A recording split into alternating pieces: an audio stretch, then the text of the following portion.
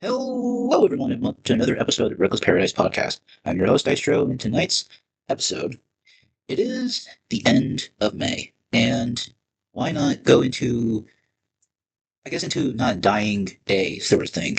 It is the end of the month. We're almost into June, but I figured, it was my choice to come up with an episode tonight, and I figured I should do a retrospective episode. Now, we've covered GCW in the past. We've covered TNA in the past. I think I don't know how many retrospective episodes we've done at this point. I know we've done two, I think. um, but this one is a very bittersweet kind of one. Um, if you are very familiar with ECW, Extreme Championship Wrestling, we are going to be looking at the ECW that was, not the ECW WWE brand, but like just ECW in general, as it once were. Go from the highs and the lows to maybe going over some of the champions in the company. There was no women's championship because hardly any women wrestled on that show or on that brand. But this is going to be an interesting one. So it was founded in February 25th, 1992, it also was in Philly, operated by its parent company, HHG Corporation. The promotion was founded in 1992 by Todd Gordon as NWA affiliate Eastern Championship Wrestling. So keep that in mind. It was Eastern Championship Wrestling through the NWA, and how NWA would have kind of like its clause in certain things, kind of keep it, I guess not relevant, but kind of just make it more traditional, if you will, Um, so its headquarters was in Philly, but its corporate offices was in Scarsdale, New York.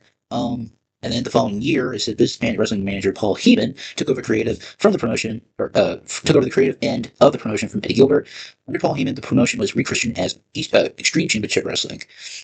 So the owners was like Todd Gordon from '92 to '95, and then HHG Corporation was from '95 to 2001, and then WWE had owned it from 2003 onward. Um, it's the Eastern Championship Wrestling. So the promotion was known for highlighting a hardcore wrestling style, with matches regularly featuring weapons, including the frequent use of chairs, tables, and fire, and revolving around adult-themed storylines. So some of the storylines that have probably come out of that, if you know from documentaries and all that stuff, it's like Tommy Dreamer versus Raven, Tash versus Sabu, RVD versus the Network. Because he was the longest reigning ECW TV champion for almost 23 months, almost 2 years, which is crazy. And we've known like some of the top acts that have come out of ECW, like Tommy Dreamer, Raven, Taz, Sabu, RVD, Mike Awesome, Sado Tanaka, just incredible, Lance Storm. And some of the people that we know from ECW, they've eventually jumped ship to WCW and WWF at the time too. But it was like the talk of the town when somebody from ECW jumped ship to the WWF or WCW and vice versa, because there was a huge influx of talent at that point, that wanted to kind of go into the big leagues and make more money because ECW and Paul Heyman was kind of not pretty good on funds and stuff, which, that's a huge tale told today. It says, though the hardcore style was the main focus, ECW also showcased various international styles of professional wrestling not usually seen in the US, ranging from Lucha Libre to Japanese Puroresu. We've had like Tajiri come over. We've had somebody from Battle Arts come over. Super Crazy was one of those people. Rey Mysterio Jr., Psychosis, Conan. Because when you think about Lucha Libre in ECW, you think of Rey Mysterio Jr. in Psychosis, Juventud Guerrera, whatever. But looking back, 96, 97 was like a pretty good time for them. Because you have at the time, you have like VHS tapes. If you trade tapes, it makes people talk about your product. Tape trading, that was big back in the day. People, coming for the pay-per-views, you had like, you had November to Remember, you had Barely Legal, you had Heatwave, you had, Massacre on 34th Street, and you had very, I guess, well-renowned pay-per-views at that time, but then you had super shows and stuff too. Heyman's creative direction created new stars and established ECW as the major third national wrestling promotion in the U.S. in the second half of the 1990s, competing with WWF and WCW. The promotion debuted on national TV in 1999 with the weekly show ECW on TNN. TNN is the Nashville network, and they always the infamous promo that comes to my mind is the one where Paul Heyman says, "I dare you to throw me off the air." Because they didn't really like being on the Nashville network, because Heyman infamously, or famously, I should say, famously, kind of called a shot and shoot, and then the Nashville network just cut the funding and cut them off the air and all stuff. Yeah, I don't think it really worked out that well. ECW held its final events in January 2001, which was the what was it? That wasn't very legal. Oh gosh, what is it? I can't remember now.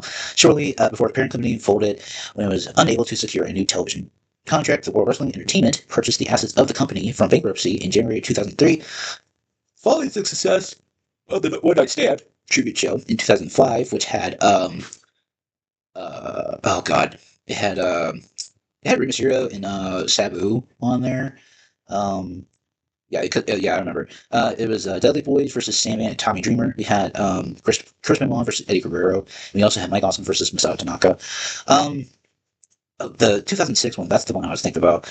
Um, so, following the success of the tribute show, WWE relaunched the ECW franchise as a third brand in 2006, alongside their existing Raw and SmackDown brands, producing ECW on Sci-Fi for close to 4 years until it aired its final episode in 2010 on the rebranded Sci-Fi. I remember the final episode. It was like Chris ECW World Champ, and then Ezekiel Jackson beat him for it, and then it's like Ezekiel Jackson doesn't even hold that title for very long, and then it's just like gone. If you are very very familiar with ECW as well, the primary venue was ECW Arena, a former warehouse secluded under a section of I-95. Seating compromised or comprised simple folding chairs and 4 seats of portable bleachers, with the unconventional scene reflective of the gritty style of the promotion itself. So this is like where it was like uh, shown in like hardcore TV and all that stuff. So then it says in 1995, it said Todd Golden sold ECW to its head builder Paul Heyman, trading as HHG Corporation. Afterwards, Gordon remained on ECW as a figurehead commissioner. Years after being the ECW commissioner, Gordon left in May of '97. His absence was explained on air that he retired from wrestling due to family. Rumors circulated, however, that Gordon was fired by Heyman after he was suspected as a locker room mole for a rival wrestling promotion, helping to lure talent to WCW. I mean, there's like a lot of people that have done that, nowadays too. Um, like some of the people that come off like the top of my head, it just feels like Todd could have been a mole or whatever. So let's see. So we have after approximately 18 months of negotiating with pay-per-view providers, ECW broadcast their first pay-per-view wrestling card barely legal in 1997, which was highlighted by Terry Funk defeating Raven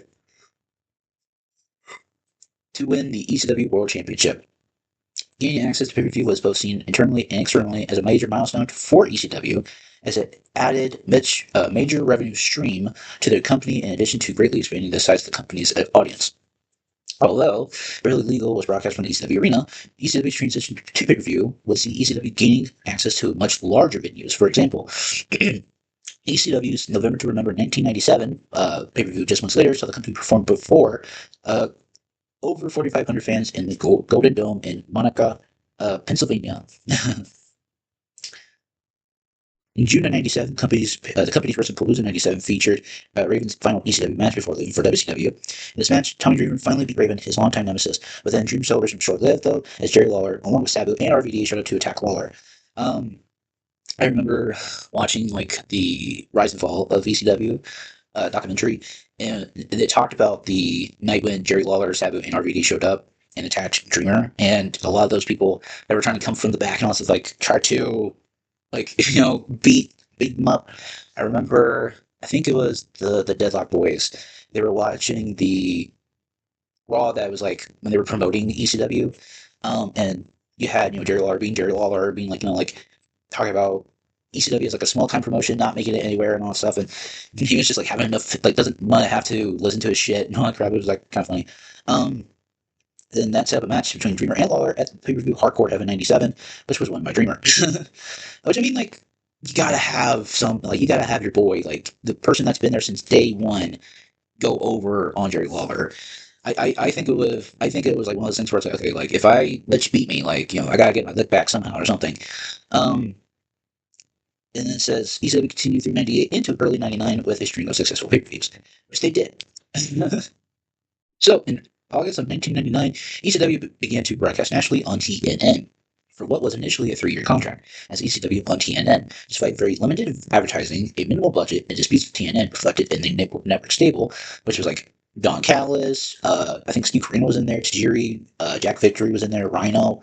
ECW became TNN's highest rated show and bolstered TNN's Friday night slot, both in ratings and lineup. However, within weeks of debuting on TNN, ECW was rated by the WWF, who hired away reigning ECW champion Taz as well as reigning ECW tag champions, the Dudley Boys. Furthermore, in April 2000, reigning ECW World Heavyweight Champion Mike Awesome jumped ship to WCW in a move completely unforeseen by ECW. Now, there has been a lot of like dirt sheets and all that stuff too, but what happened was Mike Awesome was still ECW World Champion. He jumped ship to WCW with the belt and attacked Nash on Nitro, which was very, very unheard of at that point. Because you would think like, okay, well, Awesome's going to lose the belt to somebody, and then then they could just kind of have him be there and all that stuff. And people have had like a lot of theories in stories about how Mike Awesome was like treated as a killer at ECW, but then he goes to WCW and just gets treated like absolute shit.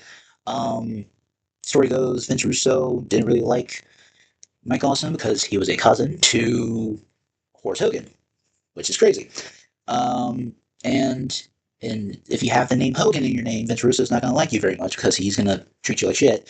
So then Mike Awesome becomes like he becomes Mike Awesome, but then he becomes like the fat chick thriller, and then that 70s guy, and then back to Mike Awesome, and then like he's gone from WCW. He gets brought back in the Evasion storyline in WWF, but like he doesn't do much more within that.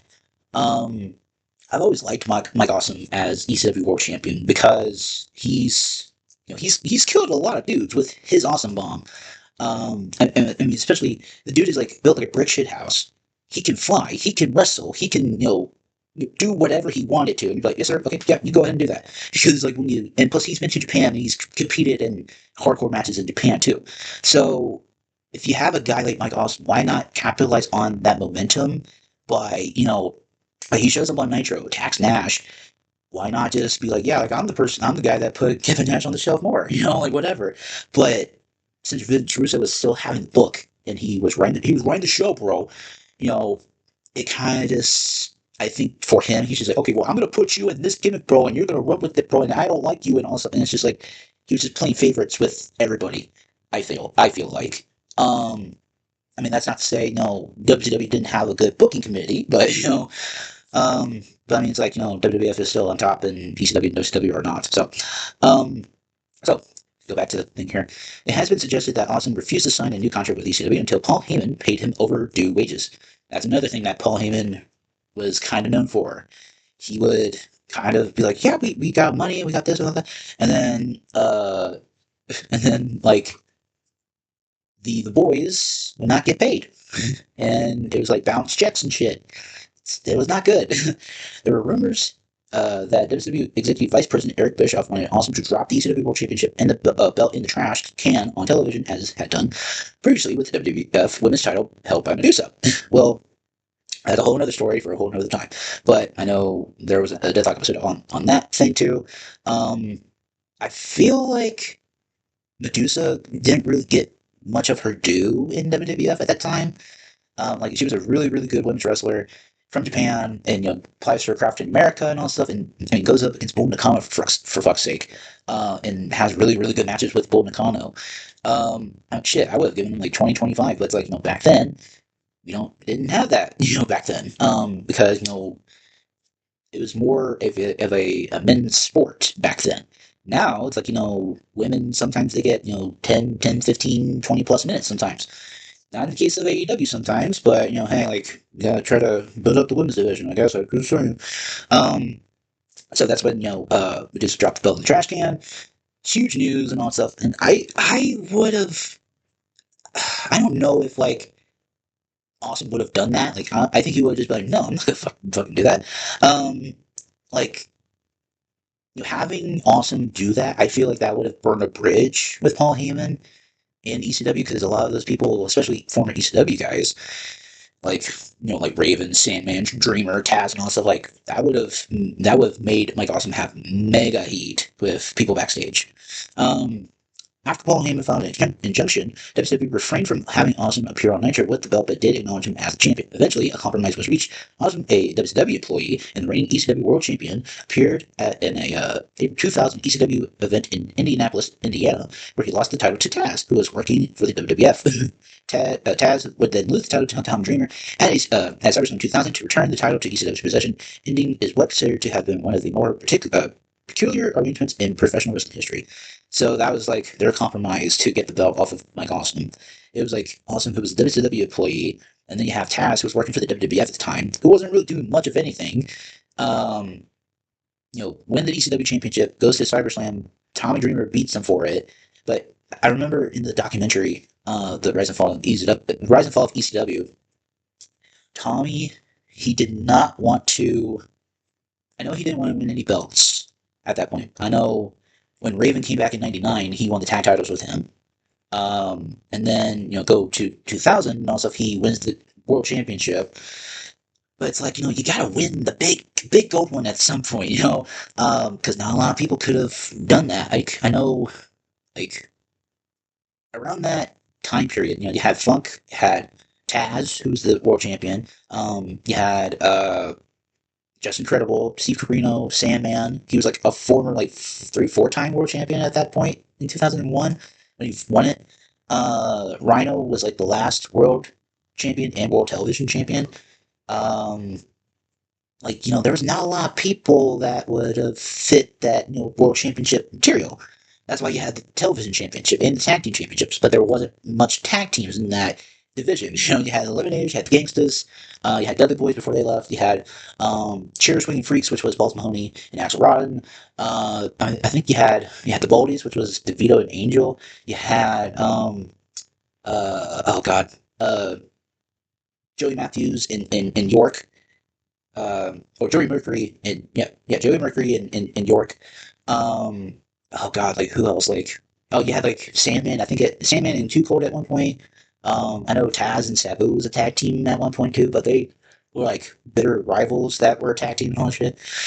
Oh God, fun times. By October 2000, ECW on TNA was canceled, with the final episode airing on October 6th, 2000, in favor of WWF Raw is War. Moving to TNA, Paul Heyman stated he believed that the inability to land another national TV deal was the cause of ECW's demise. ECW struggled for months after this cancellation, trying to secure a new national television deal. On December 30th, 2000, ECW Hardcore TV aired for the final time in the January 7th, 2001 broadcast of Guilty as Charged was ECW's last pay-per-view. ECW's January 13th, 2001 show in Pine Bluff, Arkansas would prove to be its final event of any kind. Living Dangerously was scheduled to air on March 11th, 2001, but because of financial trouble, it was canceled in February. Heyman could not get out of financial trouble. The pay-per-view distributors would not pay the money that was owed to ECW due to Heyman still not being able to sign with the television network. Uh, ECW closed on April 4th of 2001. Then Heyman becomes color commentator for Raw's War that February, replacing Lawler, who quit the WWF in protest after his then wife Stacey Carter, aka the Cat, had been fired by Vince McMahon.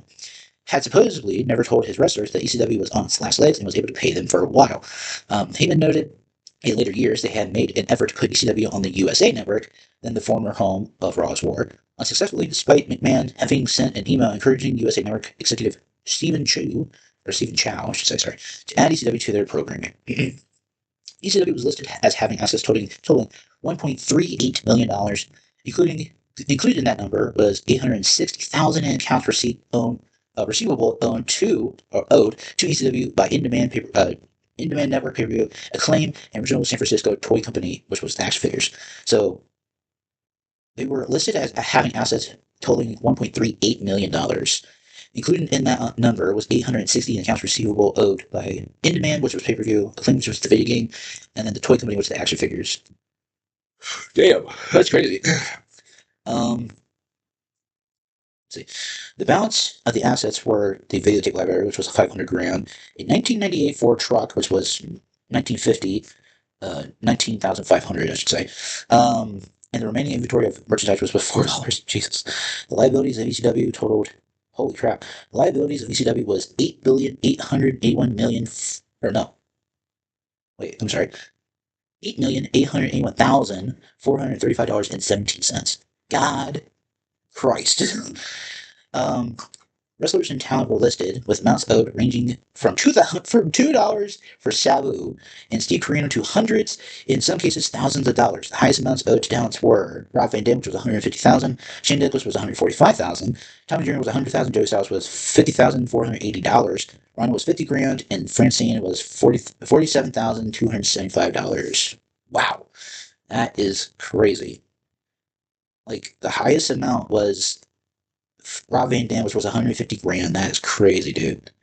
Um, Many ECW wrestlers moved to World Wrestling All Stars, which was WBA, XWF, Ring of Honor, and TNA, which were all formed after the end of ECW and WCW. Well, two out of that four are still alive today. So, and you could probably pick which ones they were, still alive. Um, so then it goes into the whole invasion thing. It was resurfaced as a stable to form the alliance with WCW. Um, I know, like they were trying to like do things where it was like they needed star power on the alliance, so they started like turning people to like go against WWF and all that crap. Like the one that kind of made sense was Steve Austin because he's got WCW ties and ECW ties. But if you think about it, it's like Stone Cold Steve Austin, he did some things in WCW. He was a tag champion, he was TV champion, he was the United States champion, but he was never a world champion in WCW, which is shocking. Um, but then there was like some defections that like didn't really make any sense, like the one with Christian, like the Kurt Angle one, but he was like a mole within the alliance and shit. Um, but then like when you had the alliance form, like with Shane acquiring WCW, I wish they would have just brought in Eric Bischoff to do that. Because like he was still around at that time, I think. It would have been interesting to see how it would have all played out. Come the invasion, because you didn't have Triple H at that time, because he was dealing with a knee injury, his quads. What a shocker. Because you had like, and plus there were some people that were in WWF's corner that did have WCW and ECW ties. You had Chris Benoit, you had Eddie Guerrero, you had Chris Jericho, you had Dean Malenko, Perry Saturn. I don't know about Dean Malenko at that point. You had Perry Saturn, you had like you had Hurricane, but I mean Sugarcane Helms, but then it's like they turned him into a freaking superhero and like didn't really give him a chance to do his own thing. Um like you had like a lot of former ECW and WCW alumni there. Like you had RVD, who was kind of on the WWF side a little bit because he went to WWF and did shit. But then like he goes and joins the ECW thing, which made sense. It made sense. So on January 28th, 2003, WWE purchased ECW's assets from HHG Corporation in court, acquiring the rights to ECW's video library. HHG would nominally remain active until it became defunct on January 31st, 2007. And then it goes into the Rise and Fall of ECW documentary, which I actually owe. I actually own that documentary. I still have the I have the DVD of it. That's crazy. Um, so then it goes into the by revitalizing the ECW brand and all that stuff. So then it says ECW brand would continue to operate until February 16th, 2010, when it became defunct and was replaced with NXT, which is still going live today. There are a handful of WWE produced events that follow the legacy of the original ECW, which was Extreme Rules and Heatwave. I know NXT, they do Heatwave. Extreme Rules for WWE, I really don't know if they do that anymore. If they are, it's like that's probably because I remember like it was very, very sparse after a while, because it would like pop up like every so often or something. But there was like other reunion shows, like there was Hardcore Homecoming, there was Hardcore Justice in TNA, House of Hardcore, which was Tommy Dreamer's promotion. So then there were some like controversies, which was like the Sandman crucifixion one, where Sandman got crucified at High Incident, and that was the night when Kurt Angle was in the attendance and he left the arena in disgust. I do not blame him. Do not blame him. The other one was the mass transit incident, which was it was New Jack, and he bladed Kloss, and he was kind of he took liberties on him, but then it led to New Jack kind of because like the kid lied about his age. He really lied about his age, and like New Jack kind of was like, he was kind of high on cocaine and stuff and shit. It's just like that's crazy. Another incident was the ECW XPW stuff. Kind of got out of control a little bit. Kind of got out of control a little bit. So we did have championships here. We had the ECW World Championship. We had the Tag Team Championships, the Television Championship, which I love that title, and then we had the FTW Heavyweight Championship. Um, it was held by Taz. It was held by Taz, and then I think Sabu won it. If I'm not mistaken, I know Sabu held it at one point.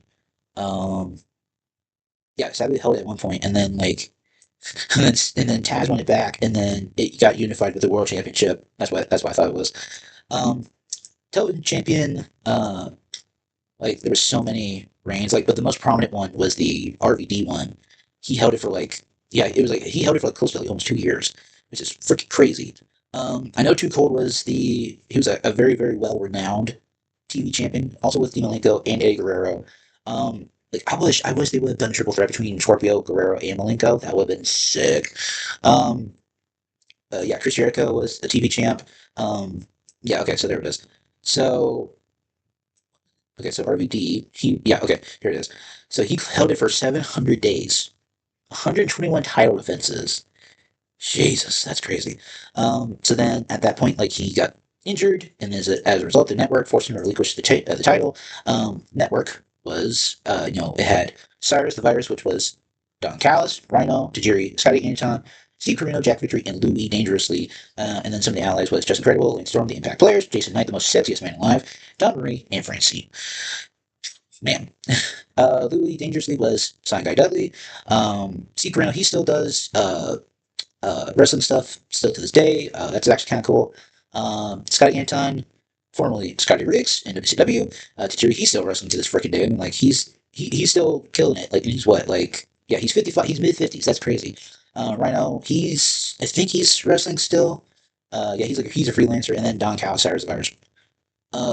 Just incredible. I don't know if he's wrestling anymore. I know Lance Storm is a trainer. Jason Knight, I don't know what ever happened to him. Oh God, like there's like a lot of these people that I do not remember like ever seeing sometimes, but I do remember Bam Bam Bigelow winning the championship too. Like that was actually kind of cool.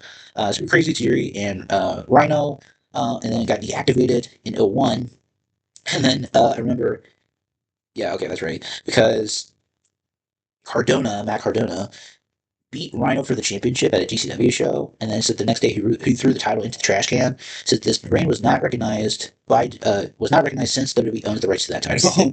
That's crazy. Um, that's crazy, man. Like that's so crazy.